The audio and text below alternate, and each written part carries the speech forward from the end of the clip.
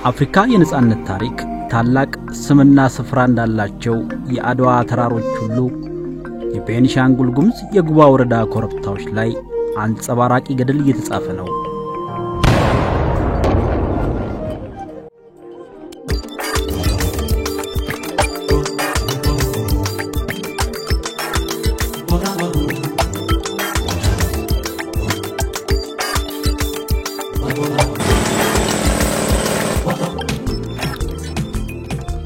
ይህ ስፍራ የአባይ ገባር ወንዞች ተሰባስበው ኃያል ሆነው የሚበረቱበት ከመላው ኢትዮጵያ የተወጣጡ የአገር ልጆች እንደ ወላፈን የሚፋጀው ሙቀት ሳይበግራቸው የአፍሪካን ግዙፍ ፕሮጀክት ኦን ለማድረግ የከተሙበት ቦታ ነው።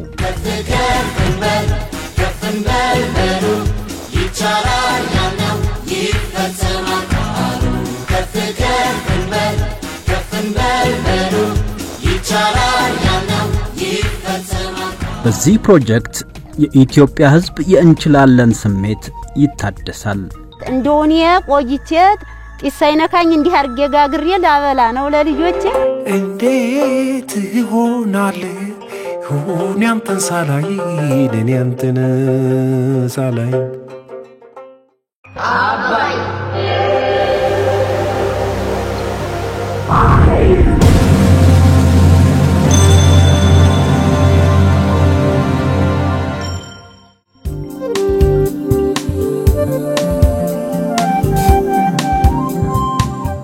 መጋቢት 24 2003 ዓመተ ምህረት ለታላቁ የኢትዮጵያ ህዳሴ ግድብ የመሰረት ድንጋይ የተጣለበት ታሪካዊ ዕለት። የህዳሴ ጉዟችን መሐንዲሶች እኛው፣ ግንበኞችና ሰራተኞች እኛው፣ የፋይናንስ ምንጮችና አስተባባሪዎች እኛው፣ በአጠቃላይ የህዳሴ ጉዟችን ባለቤቶች እኛው መሆናችንን የሚያሳይ የባለቤትነት ማረጋገጫ ካርታችን ነው።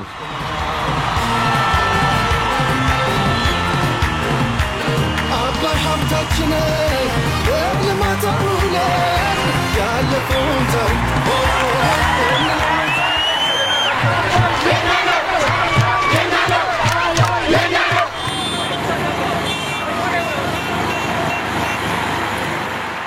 በዚህ ቀን የህዳሴ ግድብን የመጀመር ብስራት የሰማው የኢትዮጵያ ህዝብ ብሔር፣ ሃይማኖት፣ ጾታ፣ የሙያና ገቢ ልዩነት ሳይገደው በነቂስ ወጥቶ ለግድቡ ድጋፉን ገልጿል።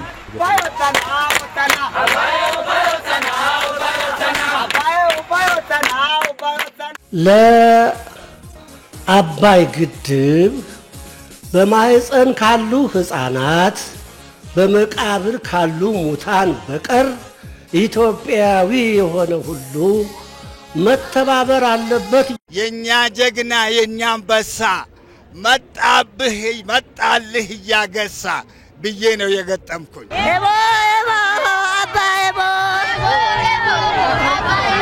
ኤቦ አባይ ኤቦ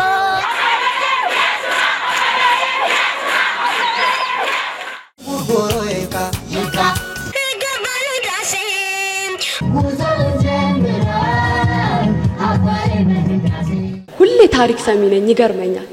እኔ ደግሞ መስቀል ነው እንደው እድሜ ሰጥቶኝ እንደነሱ ታሪክ ሰርቼ ዛሬ ይገርማል ልጄ ለአባይ ያደረኩት ነገር።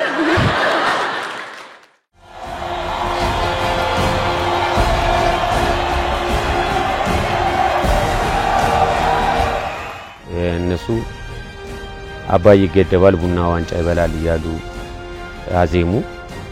እኛ ደግሞ ያው አባይ ይገደባል ጊዮርጊስ ቦንድ ይገዛል ይያልን አዜምን። እሱ ብዙ ታሪክ ነው የሚሰራ፣ ዓለምን ከዓለም የሚያስተዋውቀን ነው የህዳሴ ግድብ። Ethiopia's recent announcement of building the Renaissance Dam, the largest hydroelectric power generating plant in Africa. This kind of scale of vision that has allowed the Ethiopians to get the whole country. By Ethiopia 25 million rand. Wow! Yes, yes, yes, yes. የቤት መቤት ነኝ ያቅሜና ሀል 2000 ብር ነገሳለሁ። እኛ የተሻለ ቤተሰብ ለመመስረት ነው ዛሬ የተጋባ ነው። የተሻለ አገር እንዲኖረን ትንሽ አስተዋጽኦ አድርገናል። የገዛነው ቦንድ ከወለድ ውጭ ነው። እሺ አንተኛው ተማሪች ምንድናት? ኤ እስኪ ሁላችሁም አንድ ላይ በሏት 8100 ኤ 8100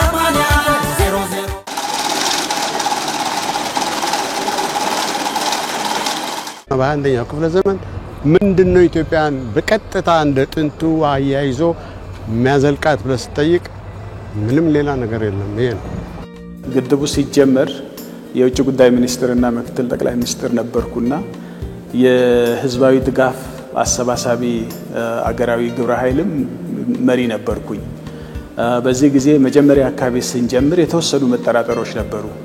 ኢትዮጵያውያን ግን ከተወሰነ ጊዜ በኋላ በአባይ ጉዳይ ላይ ምንም ሳያቅማሙ ከህፃን እስከ አዋቂ ከወታደሩ እስከ ሲቪሉ ከተማረው እስከ አልተማረው ከአርሶ አደሩ እስከ ፋብሪካ ሰራተኛው ሁሉም የተሳተፈበት ነው።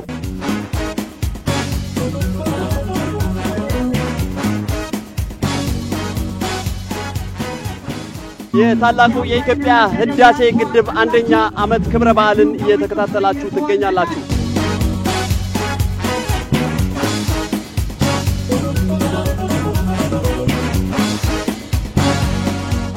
አንድ ሁለት ብለን እዚህ ከደረስን ለሶስተኛው ዓመት እንኳን አደረሰን።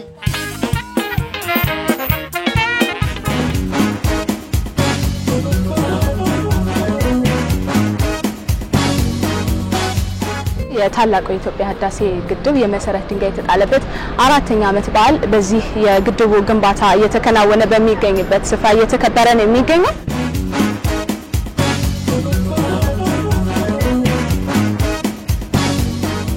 ታላቁ የኢትዮጵያ ህዳሴ ኤሌክትሪክ ኃይል ማመንጫ ግድብ ግንባታ የመሰረት ድንጋይ የተጣለበት 5ኛ ዓመት ክብረ በዓሉ ጋር ደርሰናል። 6ኛው ዓመት የኢትዮጵያ ታላቁ ህዳሴ ግድብ ግንባታ ፕሮጀክት መሰረት የተጣለበት ክብረ በዓል እየተከበረ ነው የሚገኘው። ከሁሉም በላይ ከሰራን መሻሻል ይመጣል የሚለውን እጅግ በጎላ ሁኔታ እያሳየልን ያለ ፕሮጀክት ነው። ለሌሎችም ልማቶቻችን ትልቅ አቅም ሆኖናል። ይቻላል የሚለውን ሁኔታም በእጅጉ አግዝፎ አሳይቶልናል። ለኛም እያሳየን ነው። ስለዚህ ሁሌ መለኪያ የሌለው የማትጊያ አቅም ሆኖናል ታላቁ የኢትዮጵያ ህዳሴ ግድብ ፕሮጀክት።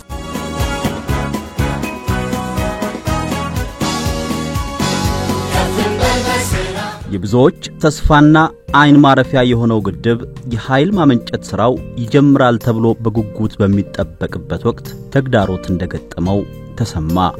ዋናው ምክንያቱ ደግሞ በቀድሞ የብረታ ብረትና ኢንጂነሪንግ ኮርፖሬሽን ሜቴክ ተይዞ የነበረው የኤሌክትሮ መካኒካልና የሃይድሮሊክስ ስቲል ስራዎች መጓተት ነበር። ብዙ ሰው የህዳሴ ጉዳይ እንዳለቀ እንደተገደበና ጉዳዩ ዲፕሎማሲ ብቻ እንደሆነ አርጎ ያስባል። አይደለም። ዋናው ሄዴክ ቴክኒካል ስራው ነው፣ አልተሰራም።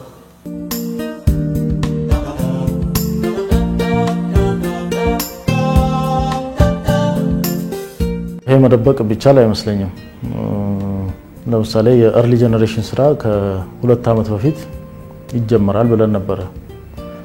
በሚዲያም ጭምር ይፋ ሲደረግ የነበረው እሱ ሊሳካ አልተቻለም። ያኔ ቆም ብለን ማየት ነበረብን። በትክክል በምን አቋም ላይ ነው ያለነው? የውስጥ አቅማችን፣ የፕሮጀክት አመራር አቅማችን በምን ሁኔታ ላይ ነው ያለው የሚለውን ፈትሸን ይፋ ማድረግ ነበረብን። የህዳሴ ግድብ የተጀመረው 2003 ነው። 2003 ሲጀመር ተርኒኪ ነበር ኮንትራቱ። በ2003 ተጀምሮ በ2007 የመጀመሪያው ኤርሊ ጄነሬሽን ወይም አሁን ውሃ ይዘን ልንሰራ የምናስበው 2007 እንዲያልቅ፣ አጠቃላይ ፕሮጀክቱ ደግሞ 2009 እንዲያልቅ ነው ስምምነት ኮንትራት የተፈረመው። ከተጀመረ ከአንድ ዓመት በኋላ ነው ኮንትራት ተፋልሶ ሌሎች ኃይሎች እንዲገቡበት የተደረገው። በኮንትራቱ መሰረት 2014 በአውሮፓውያን አቆጣጠር የመጀመሪያው ኃይል ማመንጨት የሚገባበት ጊዜ ነበር። የዛኔ ምን ደረሰ ብለን ስንጠይቅ ያው ይደርሳል እየመጣ ነው እየተባለ ለህዝቡ ሲነገር የነበረው ውሸት መሆኑን ግን እናቅ ነበርኛ። ጥያቄን ብንጠይቅም አያገባችሁም ዝም በሉ ጥሩ ስራ እየተሰራ ነው የሚል ምላሽ ነበር ሲሰጠን የነበረው። የኮንስትራክሽን ስራ ላይ ዋሽተህ ብዙ አትቀጥልም። ምክንያቱም ግንባታ ስለሆነ መታየት አለበት። ኮንትራቱ ተፈርሞ ከሁለት ወር በኋላ ሜቴክን እንደ ንዑስ ኮንትራክተር አስገቡ የሚል ውሳኔ ተወሰነ። ከዛ በኋላ ከኮንትራክተሩ ጋር ድርድር እየተደረገ ያለ አይ እንደ ንዑስ ኮንትራክተር ሳይሆን ራሱን የቻለ የጄነሬተሩንና የሃይድሮሊክ ስቲል ስትራክቸር የምንለው የብረታ ብረት ስራዎችን ኮንትራክት ሙሉ በሙሉ ይዞ እንዲሰራ ተወስኖ ህዳር 2004 ዓ.ም ኮንትራቱ ተሻሽሎ ወደ ሁለት ተከፈለ። የሲቪል ስራውን ሳሊኒ ራሱ ይዞ እንዲቆይ ወይንም አሁን ዊ ቢልድ የምንለው ይዞ እንዲቆይ፣ የኤሌክትሮ ሜካኒካል ስራውና የብረታ ብረት ተከላውን ደግሞ ሜቴክ እንዲይዝ ውሳኔ ተወስኖ በዛ ኮንትራክት ገባ። ውሉ ከተፈረመ በኋላ በተጨማሪነት የገባው የሀገር ውስጥ ኮንትራክተር ሜቴክ ይሄንን የስቲል ስትራክቸሩን ስራ ሊወጣ አልቻለም። ይሄንን ሊያሰራ የሚችል አቅምም ልምድም ስላልነበረው ይሄ ሌላው በጣም ከፍተኛ ቻሌንጅ እና ከፍተኛ ወጪ የሚያስከተለ ረጅም ጊዜም ይሄ ፕሮጀክት እንዲወስድ ያደረገ ነው። ዘርፈ ብዙ ችግሮች በሂደት ላይ አጋጥመዋል። ዋና ዋናዎቹ ምንድናቸው? ካጋጠሙ ችግሮች የመዘግየት የዚህ ከኤሌክትሮ ሜካኒካል ስራው ጋራ በተያያዘ እንዲሁም ከሃይድሮ ሜካኒካል ስራው ጋራ በተያያዘ እጅግ በጣም ሲሪየስ የሆነ የመዘግየት ችግር ነበር። ከዚህ ፕሮጀክት 10 ዓመት ሰርቻለሁ። ባለፉት ዘመናት ታላቁ ህዳሴ ግድብ መከላከያ ወይም ሚቴክ ብለን የምንጠራው በከፍተኛ ሁኔታ ግድቡ የታለመለትን ዓላማ እንዳይመታ ትልቅ መስተጓጎል ሲፈጥር እኛም እንደ ኢትዮጵያዊ እንደ አንድ ሰራተኛ እዚህ ጋር ለምንድነው ያለነው ለምንድነው ይህ ስራ የማይሰራው ብለን በከፍተኛ ቁጭት እና እልክ ውስጥ ነበርነን። በዛን ሰዓት ይህን ጥያቄ የሚያነሱ ሰራተኞች ሁሉ በከፍተኛ ሁኔታ መብታቸው እየተጣሰ እየተረገጠ እየታሰሩ ከፍተኛ እንግልትና መከራ ለምን ዝም አትሉ ለምን እንዲህ ብላችሁ ጠይቃላችሁ የተባሉ ብዙ ሰራተኞች ከፍተኛ የሆነ የእስርና የእንግልት ችግር ያሳለፉበት ዘመን ነው። ከነዛ መካከል እኔም አንዱ ነኝ።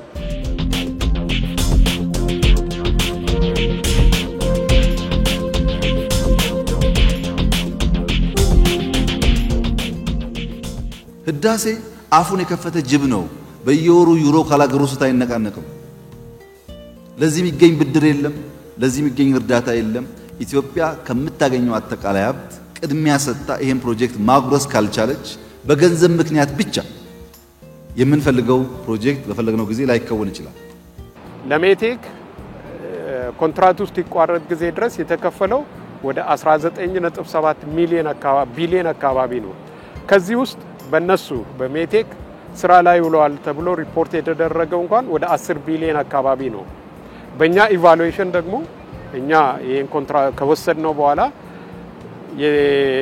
ዳሜጅ ያደረጉትን ወይም የተበላሹትን ስራዎች ማስተካከል የተገዙትና ጥራታቸውን ያልጠበቁ እቃዎችን ሁሉ በምን ቀናንሰን 5 እስከ 6 ቢሊዮን ብር በላይ ስራ ላይ ያልዋለም። እንግዲህ ይሄም ትልቅ ኪሳራ ነው። ዋናው ችግራችን ብለን ያየነው የፕሮጀክት ማኔጅመንት ችግር ነው። አጠቃላይ የፕሮጀክት አፈጻጸም አመራራችን ላይ ያለ ችግር ነው። የፋይናንሱም የሰው ኃይሉም ሌሎች በኢኩዊፕመንት አቅርቦትም ላይ ያሉ ችግሮች አሉ።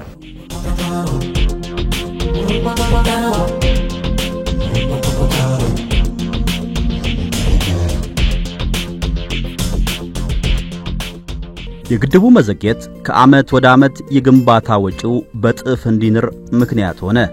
ሀገርንና ህዝብን ዋጋ አስከፈለ።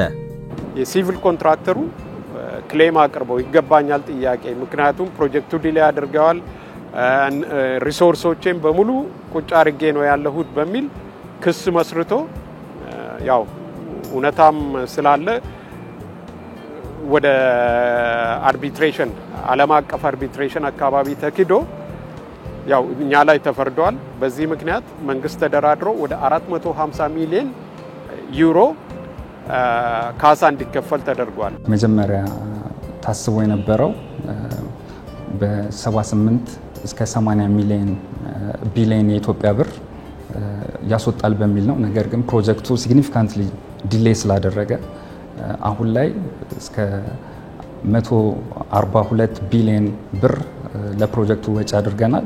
እሱ ብቻ አይደለም። ፕሮጀክቱ ይጠበቅ የነበረው በአመት ከ800 ሚሊዮን እስከ 1 ቢሊዮን ገቢ ያስገኛል ተብሎ ነበር የታቀደው። ይሄ ሁሉ እንግዲህ ፕሮጀክቱ ኮንትራክት ከተፈረመ ኮንትራክቱ የተፈረመው እንደ አውሮፓ አቆጣጠር 2010 ላይ ነው። 2014 ላይ ኃይል ማመንጨት ይጀመራል የሚል ታሳቢ ነበር። 2017 ላይ ደግሞ ይጠናቀቃል የሚል ነበር። ማግኘት የሚገባንን ገቢ አላገኘንም። ለተጨማሪ ኪሳራ ተዳርገናል። ለተጨማሪ ወጪ ተዳርገናል። ፕሮጀክቱን እስከምናጠቃልልበት ወይ ሙሉ በሙሉ እስከምንጨርስ ቀጣይ 2 አመታት ይፈልጋል። እነዚህን ጊዜያት ወጪዎቹን ታሳቢ ስናደርግ ፕሮጀክት ያደረግነው እስከ 200 ቢሊዮን የኢትዮጵያ ብር ወጪ ያደርገናል ብለን ነው። በፕሮጀክቱ መዘግየት ምክንያት ከፍተኛ የሆነ ወጪ ያጋጠመው ፕሮጀክት ነው።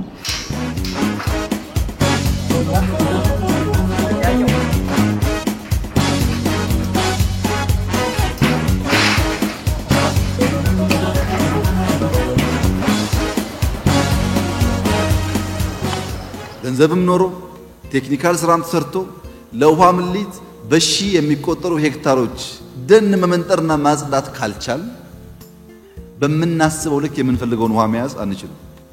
ይሄም ራሱን የቻለ አስተራር፣ ራሱን የቻለ ኮንትራት፣ ራሱን የቻለ አመራር ይፈልጋል።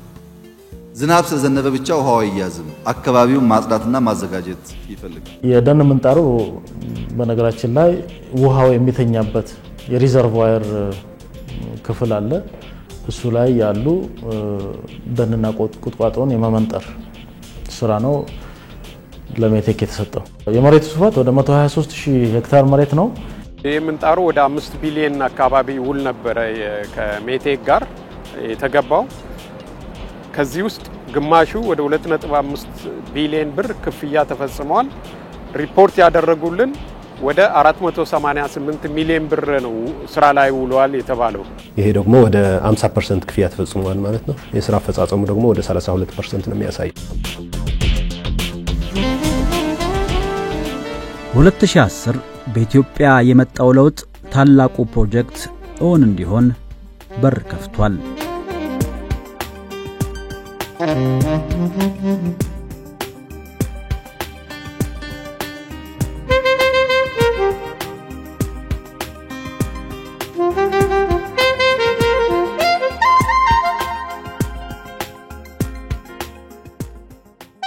ለውጡ ከመጣ በኋላ ብዙም ሳይቆዩ ነበር ጠቅላይ ሚኒስትሩ መጥተው ጎብኝተው የፕሮጀክቱ ሁኔታ ከገመገሙ በኋላ በዚህ ሁኔታ መቀጠል እንደማይቻል አረጋግጠው መጀመሪያ ያደረጉት የፕሮጀክት ስትራክቸር መቀየር ነው። የመጀመሪያው 6 7 8 ወራት የኛ ስራ የነበረው ችግሩ ምንድነው? እንዴት ተፈጠረ? እንዴት ይፈታል? በዝርዝር መገምገም ነው። ከገመገምን በኋላ ደግሞ ጠንከር ያለ ውሳኔ መወሰን ነው። ፕሮጀክቱ ስለምንፈልገው በጊዜ ማለቅ ስላለበት ልምድ ያለው ብቃት ያለው መስራት የሚችል ኃይል እናስገባ ብለን አጠቃላይ የአመራር ለውጥ በቦርድ በመብራት ኃይሉ በፕሮጀክቱ በብዙ መንገድ የአመራርና የኮንትራት ለውጦች አካሂደናል። ቦርዱን እንደገና መብራት ኃይልን እስከ ፕሮጀክት ድረስ ነው ሪስትራክቸር ያደረጉት። እንደምታወቀው ደግሞ ከፍተኛ ክትትል ያደርጋሉ። ፕሮጀክቱን በየጊዜው ለቦርድ በየሳምንቱ ሪፖርት እናደርጋለን። ቦርድ በየሳምንቱ ይገመግማል። ይሄን ግምገማ ደግሞ ለክቡር ጠቅላይ ሚኒስትር ያቀርባሉ። ከሱ ውጪ ክቡር ጠቅላይ ሚኒስትር ደግሞ በየጊዜው ሂደቱን በግል ቀጥታ ፕሮጀክቱ ላይ ከፕሮጀክቱ ኃላፊዎች በመጠየቅ ሂደቱን ይከታተላሉ። እሱ አይደለም በኖርማል ጊዜ በጦርነት ቦታ ላይ እንኳን ሆነው የፕሮጀክቱን ሂደት በየጊዜው ምን ደረጃ እንደደረሰ ይከታተላሉ። ምን ማለት ነው? ይሄ መንግስት ከፍተኛ ትኩረት ሰጥቶት ፕሮጀክቱን እየተከታተለ ነው። ስትራክቸሩንም የሚያስፈልገውንም ወጪዎች ሁሉ ሸፍነው ነው ካለው ሪሶርስ አብቃቅተው ምንም አይነት የፋይናንስ ችግር እንዳይኖር መመሪያ ተሰጥቶ እየተሰራ ነው።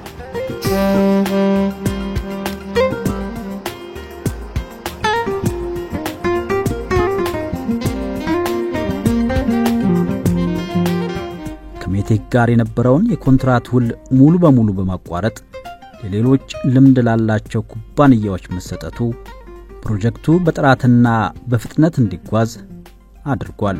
ከብረታ ብረትና ኢንጂነሪንግ ኮርፖሬሽን ጋር የነበረው ውለታ እንዲቋረጥ እና በአዳዲስ ልምድ ባላቸው በዘርፉ ላይ ብዙ ኤክስፒሪየንስ ባላቸው ኮንትራክተሮች ስራው እንዲሰራ የማድረግ ስራ ነው በወቅቱ። ስለዚህ ሪስትራክቸር ነው የተደረገው። ሜቴክ ሰብ ኮንትራክት እንዲያደርግ ማለት ነው። ስራዎቹን እየከፋፈለ እንዲሰጥ በዚህ ላይ ስምምነት ደርሰናል። ስለዚህ ለምሳሌ ተርባይን አምራች ኩባንያዎች አሉ። አንድ ሁለት ኩባንያዎች እነዚህ ኩባንያዎች ተርባይን ሰፕላይ ከማድረግ ብቻ ሳይሆን ያንን ተርባይን በቦታው ላይ መግጠም መፈተሽ የሚለውንም ስራ ጨምረው እንዲሰሩ አገን ስምምነት ደርሰዋል። 5 ተቋራጮች ሜቴክ በኃላፊነት የያዘውን ስራ ለነሱ እንዲከፋፈል ነው የተደረገው። የተወሰነውን ፓርት ጂኢ የሚባለው የፈረንሳይ እና የአሜሪካ ኩባንያ፣ ፎይት የሚባል የጀርመን እና የቻይና፣ ሲኖ ሃይድሮ ሲጂሲ የሚባሉ የቻይና ኩባንያዎች በግንባታ ላይ በዳም ግንባታ ላይ እንዲሁም በሃይድሮሊክ ስቲል ስትራክቸር በጣም ልምድ ያላቸው ኩባንያዎች፣ እንዲሁም ኤክስድ የሚባል አሁንም የቻይና ኩባንያ የሰብስቴሽን እና አጠቃላይ እነዚህ ስራዎች እንዲሰሩ ለ5 ኩባንያዎች እንዲሰጥ አዲስ ኮንትራክት እንዲፈረም ከነዚህ ኩባንያዎች ጋር ከዛ ደግሞ ሜቴክ የገዛቸውን በመንገድ ላይ ያሉትን በየድራይ ፖርቱ ተበታትነው የሚገኙትን ጅቡቲ ወደብ ላይ ያለውን እነዚህን ሪሶርሶች የት እንዳሉ የማይታወቁትን በማሰባሰብ ፕሮጀክቱ ወደ መስመር እንዲገባ ነው የተደረገው። አጠቃላይ በዲዛይኑም ላይ ማስተካከያ ተደርጓል። ማስተካከያ የተደረገውም ከመጠኑ ወይንም ደግሞ ሊያመነጭ የታሰበው የኃይል አጠቃላይ የኢነርጂ መጠን ሳይቀንስ ኤፊሺየንሲውን ከፍ በማድረግ የተርባይን ቁጥሮችን አጀስት በማድረግ ወደ ተሻለ ኤፊሺየንሲ ከ28 ወደ 35% እንዲዛወር ያደረግነው ሪፎርም ከዛም አልፎ የሁለቱ ተርባይን ለነሱ የሚያስፈልግ ኤሌክትሮ ሜካኒካል ስራዎች የብረት ስራዎች አጀስት በሚሆኑበት ጊዜ በርካታ ገንዘብ ነው ሴቭ የተደረገው በመቶ ሚሊዮኖች የሚቆጠር።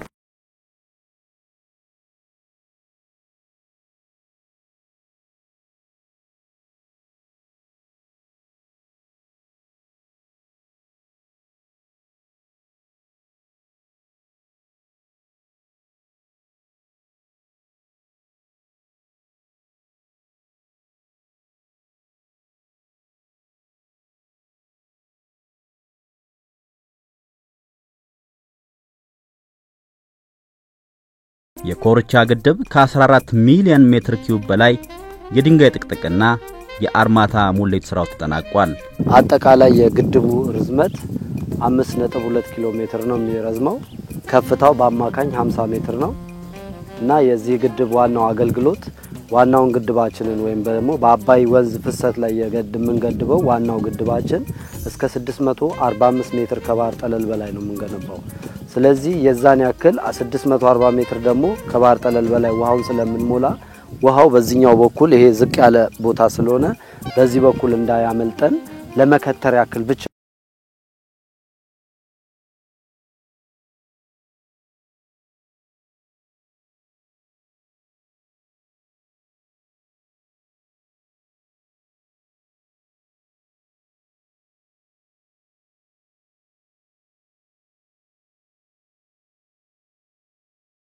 የልማት ፕሮጀክቱን እንደ ስጋት የተመለከቱት የታችኛው ተፋሰስ ሀገራት የህዳሴ ግድቡን ከሃያላኑ ቤተ መንግስት እስከ ጸጥታው ምክር ቤት መነጋገር ያደረጉት ዲፕሎማሲውን በሚመለከት በጣም ቀላል ነው። ዲፕሎማሲው ስራው ቀልድ ሲሆን ዲፕሎማሲው ቀልድ ይሆናል። ስራው ሲሰራ ዲፕሎማሲው እንደዚህ ይበረታል። ህዳሴን ከጀመርን ጊዜ ጀምሮ እንደዚህ አመት ዲፕሎማሲው ቻሌንጂንግ ሆኖ አያውቅም። ምክንያቱም ስራው ያለው አሁን ስለሆነ ድርድር የሚያካሂዱ ሰዎች ምን እየሰራን እንዳለን በደንብ ያውቃሉ። ስንሰራ ይጠብቃል፣ ስንቀልድ ደግሞ ዲፕሎማሲውን በዛው ልክ ቀለል ያለ ይሆናል። በኢትዮጵያ በኩል ቶሎ ተደራድሮ ውጤት ላይ መድረስ ነው። ነገር ግን በታችኞቹ ተፋሰስ ሀገሮች በተለያዩ ምክንያቶች ወደ ውጤት ሳንመጣ በሚያቀርቡት የተለያዩ ምክንያቶች ወይም ደግሞ ከያዝነው አጀንዳና ፕላትፎርም በማላቀቅ የተለያዩ ቦታዎች በመውሰድ የገጠሙ ተግዳሮቶች አሉ። ግብጾችም ሀሳባቸው በአሜሪካን አማካይነት አስገዳጅ ስምምነት እናስፈርማለን ሲሉ በኢትዮጵያም በኩል እንግዲህ አሜሪካንም ዓለም ባንክም ተገቢ ያልሆነ አይነት የግብጽ ግፊት ስላለ እሱን እንደማንፈርም ይሄ ብሔራዊ ጥቅማችንና ደሞም እስካሁን ድረስ የሰራናቸውን መልካም ስራዎችን የሚያደናቅፍ ስለሆነ አንቀበልም በሚል ነው እንግዲህ ሁለቱ ወገኖች የቀረቡት። በታችኛው በኩል ያለው ሀገር የላይኛው ሀገር ውሃ እንዳይጠቀም ለዘመናት ሄጀሞኒክ ፓወር ይዞ የቆየበትና ይሄንን ለማስቀጠል ጥረት የሚያደርግበት አቅጣጫ ይዞ ነው የሚሰራው። ይሄ ልምዱ በዓለም ላይ የለም እና ይሄንን ኢትዮጵያ እየሰራቸው ያለው ስራ ይሄንን ሁኔታ የሚገለብጥ ነው ማለት ነው። ይሄንን ታሪክ የሚቀይር ሁኔታ ነው ግድቡ። Mr. President, we are dealing with a hydroelectric dam project which is not the first of its kind in Africa or in the world.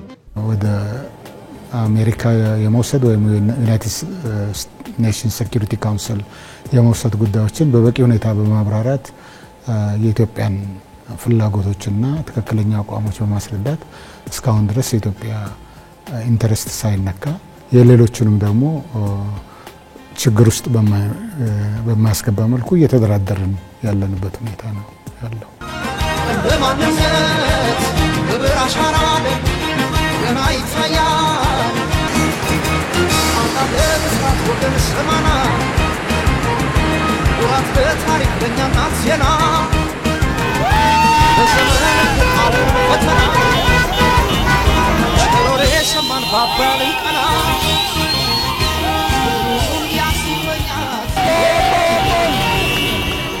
ግድባችን እዚህ ለማድረስ እና ለመጪው ግድባችንን ለማጠናቀቅ የስኬት ምንጫችንና ጉልበታችን ህዝባችን ነው። ከህዝባችን ድጋፍና ከህዝባችን ሞራል የተቀዳው የአመራር ጥበብና የሁሉም አካላት ታሪክ ሰሪነት እዚህ አድርሶናል።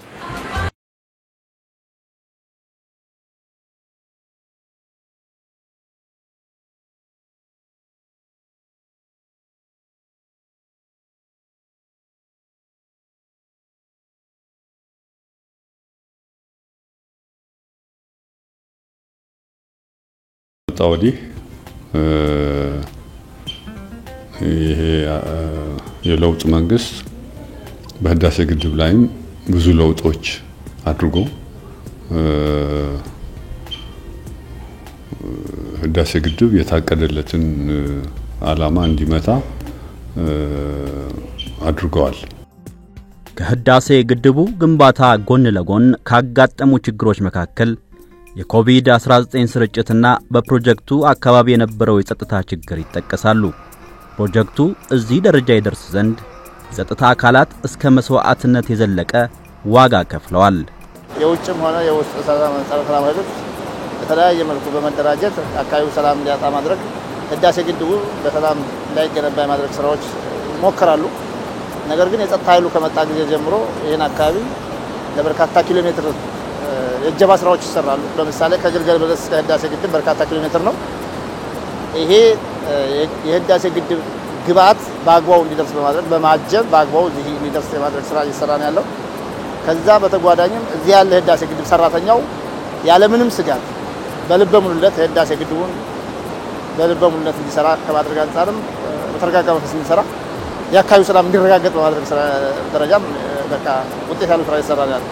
ይህ ግድብ ከመጀመሪያው ጀምሮ እዚህ ቦታ ላይ ሲሰራ የመኖሩ የመቆየት እድሉን አግኝቻለሁ። በጣም ደስተኛ ነኝ። ከመጀመሪያው ጀምሮ እዚህ ነበር እና ብዙ ጓዶቻችን ለዚህ መስዋዕትነት የከፈሉት ቀላል አይደለም። ዛሬ ደግሞ በመናየው የማመንጨት እንትን ላይ ፓወራችን ያመነጫል። በዚህ ላይ እንግዲህ አጽማቸው ያርፋል ብዬ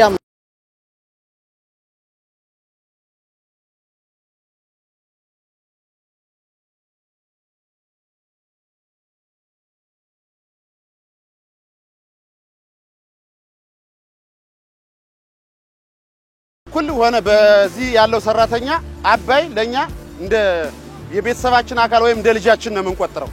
እዚህ ጋር እየሰራን ያለነው ስለተከፈለን ብቻ አይደለም። እንደ አንድ ወታደር ብሔራዊ ግዴታ አለብን ብለን ነው ዝምናስ በተጠበቀው ሰዓት አለማለቁ ከፍቶኛል። አሁን ላይ ያለበት ደረጃ ደግሞ በጣም ያስደስታል። ፕሮጀክቱ እዚህ ደረጃ ይደርሳል ብሎ ህዝብም የሚገምት የለም ነበር እኔ እንደ ራሴ ማለት ነው። ግን አሁን ከዚህ ከ3 አመት በኋላ ግን በጣም ተሰርቷል። በተለይ አሁን በዚህ 2 አመት ውስጥ በጣም እየተሰራ ነው። አሁንም እየተሰራ ነው። Progress of the civil works since we are in charge of the civil works is around 93%. የሲቪል ስራው አሁን ላይ ከ93% በላይ ተጠናቋል። ቀሪ ስራውን ከኤሌክትሮ መካኒካል ተከላው ጎን ለጎን ይጠናቀቃል። ከኋላ የምታየው ስራ እውን ሊሆን የቻለው በሺዎች በሚቆጠሩ ኢትዮጵያውያን ጥረት ነው። ባለፉት አመታት ከቀን ሰራተኞች እስከ ኢንጂነሮች ከ23000 በላይ ኢትዮጵያውያን በተለያዩ መስኮች አብረውን ሰርተዋል። በአሁኑ ሰዓት ከ5000 በላይ ኢትዮጵያውያን አብረውን እየሰሩ ይገኛሉ። ኢትዮጵያውያኑ በተለያዩ መስኮች ስልጠናና ልምድ እያገኙ ጠንካራና ተወዳዳሪ ባለሙያዎች በመሆናቸው ኩራት ይሰማኛል። በአሁኑ ወቅት ከ34 ሀገራት የተውጣጡ ዜጎች በታላቁ የኢትዮጵያ ህዳሴ ግድብ ፕሮጀክት ላይ እየሰሩ ነው። ለውጡ ከመጣ በኋላ ፕሮጀክቱ ብዙ እንደምታዩት ነው ማለት ራሱ መግለጽ ይችላል። ይሄ ውሃ የሚፈስበት ማዕከለኛው አካል እንደምታዩት 2015 ላይ ነበረ እንትኑ ይሄን እንኳን ግድቡን ቢያንስ በ50 ሜትር ከፍ አድርገናል ማዕከለኛው ውሃ የሚፈስበትን። ሌላው የኤሌክትሮ መካኒካል ስንረከብ የነበረው 2 ነው 3 ብረቶች ብቻ ተተክለው ነው እንጂ አሁን የምታየው አይደለም። ሌላው እነዚህ የውሃ ማስተላለፊያዎቹ ለዚህ ፕሮጀክት ከፍተኛ መደናቀፍ የሆነው ለግድቡ ግንባታ የውሃ ማቀባበያ ቱቦዎች ወይንም ፔንስቶክ የምንላቸው አለመተከላቸው ነው። ባለመተከላቸው የሲቪል ኮንትራክተሩ ስራውን እና ግድቡን ግንባታ ማከናወን አልቻለም። አሁን እንደምታዩት በግድቡ ውስጥ የሚተከሉት ተጠናቀው ግድቡ ከፍ እያደረግን ነው ያለነው። ለኃይል ለማመንጨት ደረጃ ላይ ደርሰናል።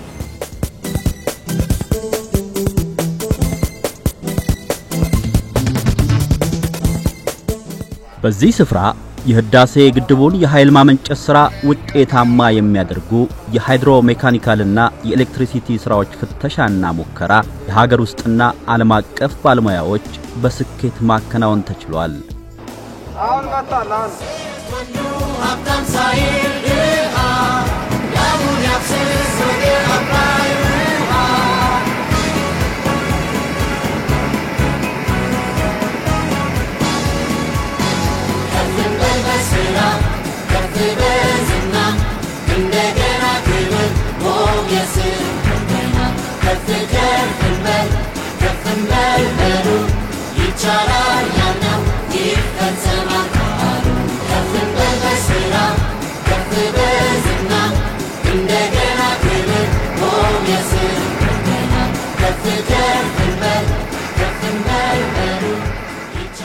በዚህ ሰዓት የተካሄደ ያለው ያው ድራይ ኮሚሽኒንግ ቴስቱን ጨርሰን ዌት ኮሚሽኒንጉን ጀምረናል።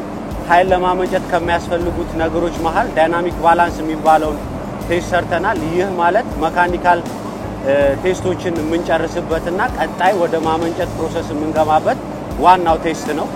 እንደምታዩት ፉል ሪቮሉሽን ፐር ሚኒቱን ወይም 125 ሪቮሉሽን ፐር ሚኒቱን አሁን እየሮጠ ነው። ይህ ቴስት ስኬታማ ነው። የሜካኒካል ቴስት የምንለውን ሙሉ ለሙሉ ጨርሰናል። አሁን ከኔክስት ወደ ኤሌክትሪካል ቴስት ውስጥ ነው የምንገባው። ሞሮሌስ ወደ ማመንጨቱ ወደ ጫፍ ላይ እየደረስን እንገኛለን ማለት ነው።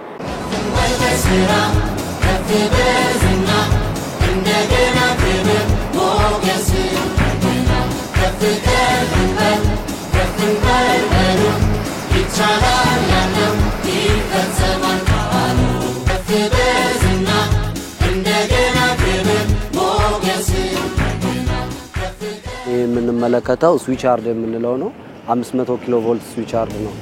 ያመነጨነውን ኃይል ስቴፕ አፕ አድርገን ወደ አዲስ አበባና ወደ ተለያዩ ቦታዎች መሄድ እንዲያስችለው የምናደርግበት ነው።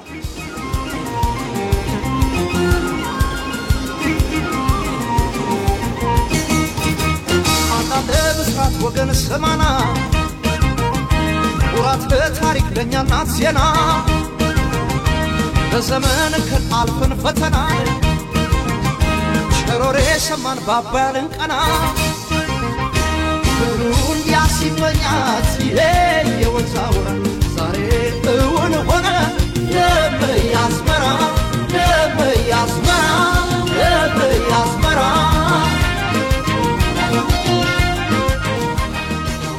ሁለቱ ዩኒቶች ወደ ስራ በሚገቡበት ሰዓት 750 ሜጋዋት የማመንጨት አቅም አላቸው።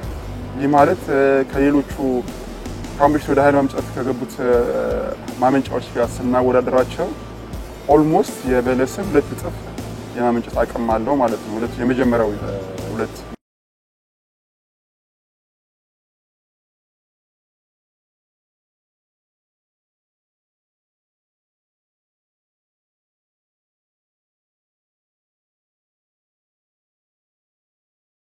ምሮ በርካታ ውጣ ውረዶች ያጋጠሙትና በተለያዩ መድረኮች ዲፕሎማሲያዊ ትግሎች የተካሄዱበት የህዳሴው ግድብ ባልተቋረጠው የህዝብ ድጋፍ ወደ ስኬት እያመራ ነው። ይሄ ፕሮጀክት የመላው ኢትዮጵያኖች ፕሮጀክት ነው። ሁሉም በሚባል ደረጃ የተሳተፈበት ነው። በፋይናንሱም በዲፕሎማሲውም በሁሉም ረገድ ማለት ነው። ስለዚህ እዚህ የተደረሰው የሁሉም ድምር ውጤት ነው። እዚህ ደረጃ ላይ ያደረሰው ማለት የሁሉም ኢትዮጵያኖች ድምር ውጤት ነውና እዚህ ደረጃ ላይ በመድረሱና የመጀመሪያውን ፍሬ ለማየት በመድረሳችን ለሁሉም ኢትዮጵያውያን እንኳን ደስ አላችሁ ብዬ ለማለት ፈልጋለሁ። አሁን ተርባይኑን መጥቶ ነው ውሃ እየፈሰሰ ያለው። ስለዚህ ኢትዮጵያ ከዚህ ውሃ ምንም የምትቀንሰው ነገር ስለሌለ ዓለምም እንዲረዳ ደግሞ እያንዳንዳችን ተረባርበን ለፕሮጀክቱ ዲፕሎማት ሆነንም መንቀሳቀስ አለብን።